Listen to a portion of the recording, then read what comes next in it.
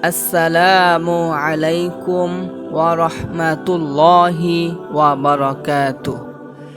সম্মানিত ভাই ও বন্ধুরা, আশা করি আল্লাহ তাআলার মেহেরবানিতে আপনারা সকলে ভালো আছেন।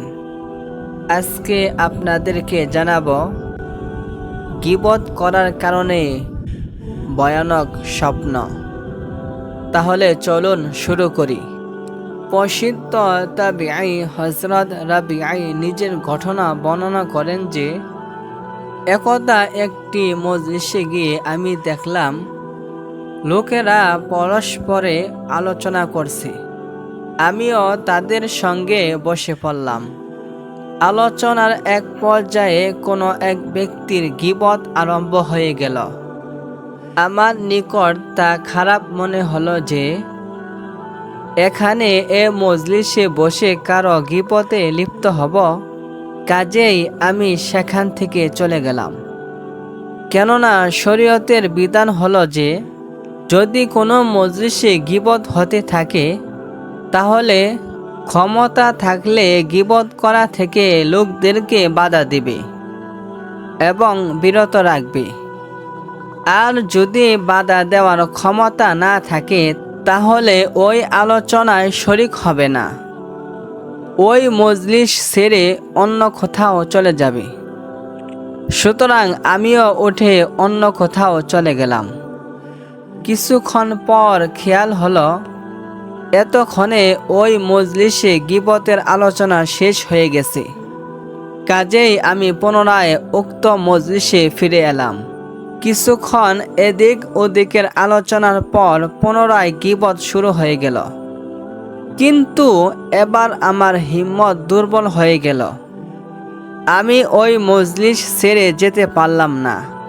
প্রথমে তাদের গীবত শুনতে লাগলাম। এক পর্যায়ে আমি নিজেও গীবতের এক দুইটি বাক্য বলে ফেললাম। ওই মজলিস থেকে বাড়িতে এসে রাতে ঘুমের মধ্যে স্বপ্নে অত্যন্ত কালো এক ব্যক্তিকে দেখলাম যে সে বড় একটি পিয়ালায় করে আমার জন্য গোশত নিয়ে এসেছে। আমি যখন ভালো মতো লক্ষ্য করলাম তখন আমি দেখলাম যে উহা শূকরের গোশত। আর ওই ভয়ানক কালো ব্যক্তি আমাকে বলছে যে এই শূকরের গোশত খাও। আমি বললাম, আমি তো মুসলমান, শূকরের গোশত কিভাবে খাবো? সেই ভয়ঙ্কর লোকটি বলল, না, তোমাকে এটা খেতেই হবে। অতঃপর সেই লোকটি ওই গোশতের টুকরা জোর করে আমার মুখে দিতে আরম্ভ করল। আমি যতই বারণ করি সে ততই জোরপূর্বক মুখে ঢুকাতে লাগল। এমনকি আমার বমি উদ্বেগ হওয়া সত্ত্বেও সে আমাকে নিস্তার দিল না। এ দারুণ কষ্টকর অবস্থায় আমার চোখ খুলে গেল।